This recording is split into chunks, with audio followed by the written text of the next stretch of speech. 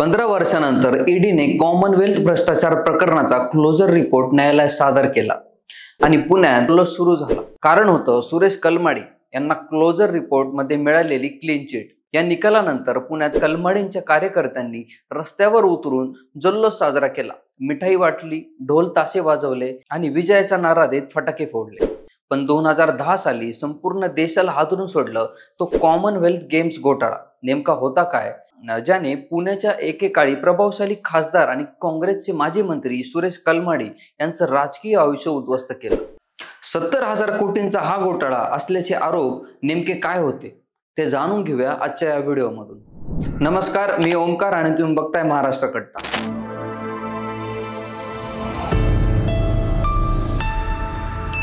2003 मध्ये जेव्हा भारताला 19व्या कॉमनवेल्थ गेम्सचं आयोजन करण्याची जबाबदारी मिळाली, तेव्हा संपूर्ण भारतासाठी ही अभिमानाची गोष्ट होती। ही संधी होती जगाला प्रगतशील भारताचं दर्शन घडवण्याची। एक असा भारत जो आधुनिक पायाभूत सुविधांनी सज्ज आहे, जिथे जागतिक दर्जाची स्पर्धा यशस्वीपणे आयोजित होऊ शकते। या भव्य आयोजनासाठी 7 वर्षांचा कालावधी होता।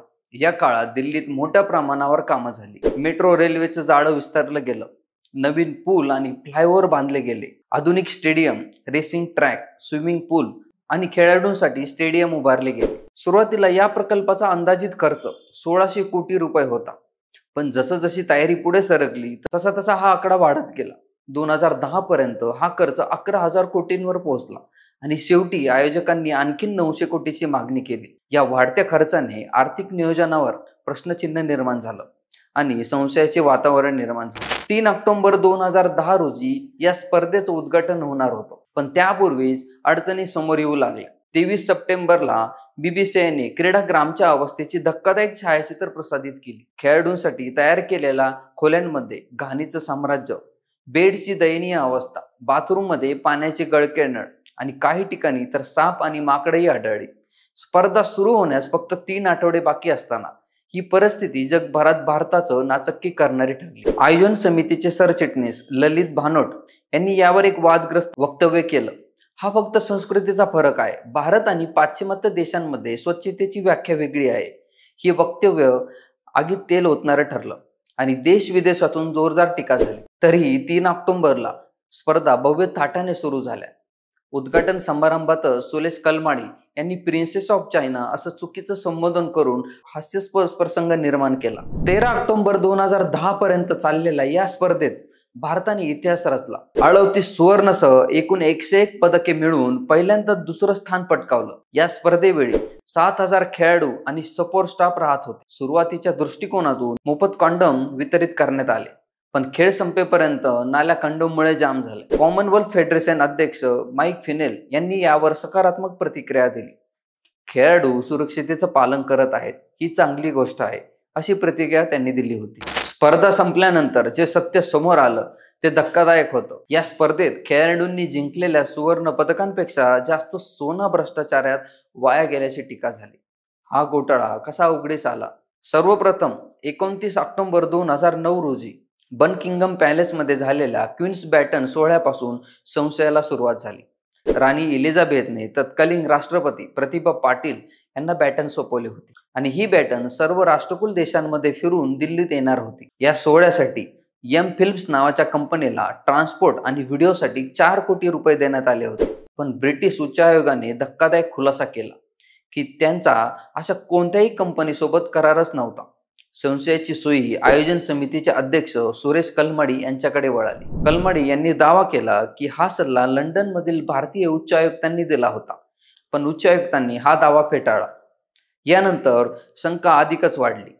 सेंट्रल व्हिजिलन्स कमिशन CVC 2010 मध्ये कंत्राटांमध्ये मोठ्या प्रमाणात अनियमितता असल्याचं निदर्शनास आलं। टाइम स्कोरिंग सिस्टमसाठी 40 कोटींची किंमत असलेली साधने 140 कोटींना खरेदी करण्यात आली, हा गंभीर आरोप झाला। याशिवाय games workforce service GWS, games planning project आणि रिस्क मॅनेजमेंट सर्व्हिसेस GPPRMS या कंत्राटांमध्ये गैरव्यवहार झाल्याचा दावा CBIने केला। ही कंत्राटे जाणीवपूर्वक चुकीच्या पद्धतीने देण्यात आली, त्यामुळे आयोजन समितीला 30 कोटींचं नुकसान झालं, असा CBIचं म्हणणं होतं। आर्थिक अनियमिततेच्या साखळी यापुरतीच थांबली नाही। बिलांमध्येही धक्कादायक खुलासे झाले। टिश्यू पेपरसाठी 4,000 रुपये, लिट्टी चोकटी 750 रुपये आणि व्हेज सँडविचसाठी 950 रुपये अशा अवास्तव नोंदी समोर आल्या. एकूण 53 FIR दाखल झाले. महालेखपाल CAGच्या अहवालाने तर सर्वांना हादरून टाकलं. 70,000 कोटी रुपयांच्या एकूण खर्चांपैकी 36,000 कोटींचा गैरव्यवहार झाला असा दावा CAGने केला. हा घोटाळा फक्त खेळांचाच नव्हता तर संपूर्ण व्यवस्थेचा, अपयशाचा आणि भ्रष्टाचाराचा काळा चेहरा होता. स्पर्धेदरम्यानही अनेक त्रुटी समोर आल्या. काही ठिकाणी खेळाडूंना निकृष्ट अन्न मिळालं. आफ्रिकन देशातील खेळाडूंनी भेदभावाचे आरोप लावले आणि अनेक कामं शेवटच्या क्षणापर्यंत अपूर्ण राहिली.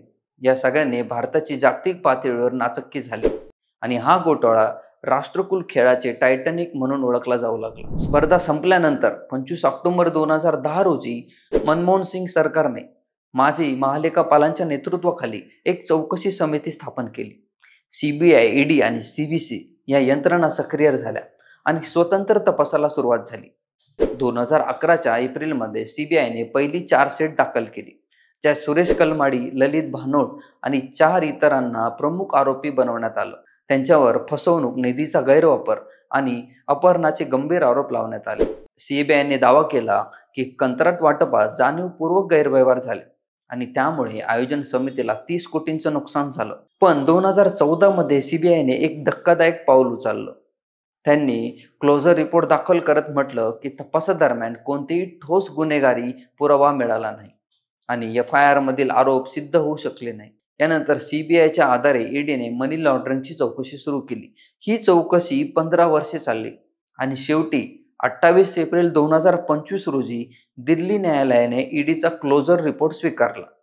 विशेष न्यायाधीश संजीव अग्रवाल यांनी नमूद केलं की CBIने भ्रष्टाचाराचा खटला आधीच बंद केला आहे, त्यामुळे मनी लॉन्ड्रिंगचं प्रकरणही संपुष्टात येतं. यासह कलमाडी आणि इतरांवरील सर्व आरोप मागे घेण्यात आले आणि हे प्रकरण कायमचं बंद झालं. हा घोटाळा समोर आल्यानंतर सुरेश कलमाडी यांचं राजकीय आयुष्य संपुष्टात आलं.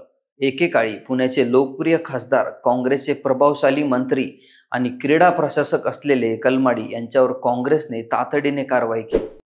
त्यांना पक्षातून हद्दपार करण्यात आलं आणि त्यांचं राजकीय अस्तित्व जवळपास नाहीसं झालं. 2010 नंतर ते जनतेच्या नजरेतून दूर गेले आणि त्यांचं नाव भ्रष्टाचाराशी जोडलं जाऊ लागलं. पण 15 वर्षानंतर 28 एप्रिल 2025 रोजी जेव्हा दिल्ली न्यायालयाने क्लोजर रिपोर्ट स्वीकारला तेव्हा पुण्यात एक वेगळं चित्र दिसलं. कलमाडींचे कार्यकर्ते रस्त्यावर उतरले. त्यांनी मिठाई वाटली, ढोल ताशे वाजवले, फटाके फोडले आणि सुरेश कलमाडी जिंदाबाद अशा घोषणा देत विजयांचा जल्लोष साजरा केला. काँग्रेस कार्यकर्त्यांमध्ये उत्साहाचं वातावरण पसरलं आणि अनेकांनी हा निर्णय म्हणजे न्यायाचा विजय असल्याचं म्हटलं. कार्यकर्त्यांनी सगळ्या शहरात मिरवणूक काढल्या आणि पुण्यात काँग्रेस कार्यालयात जल्लोषाचे कार्यक्रम आयोजित केले. CBI आणि EDला 15 वर्षात एकही ठोस पुरावा मिळाला नाही. सुरुवातीच्या आरोपांमध्ये 36,000 कोटींचा गैरवापराचा उल्लेख होता. मग तो पैसा गेला कुठे? सुरेश कलमाडींना क्लीन चिट मिळणं योग्य आहे का, की हा निर्णय राजकीय दबावाचा परिणाम आहे? सुरेश कलमाडी यांचे राजकीय कारकीर्द संपवण्यासाठी त्यांना अडकवलं तर गेलं नसेल.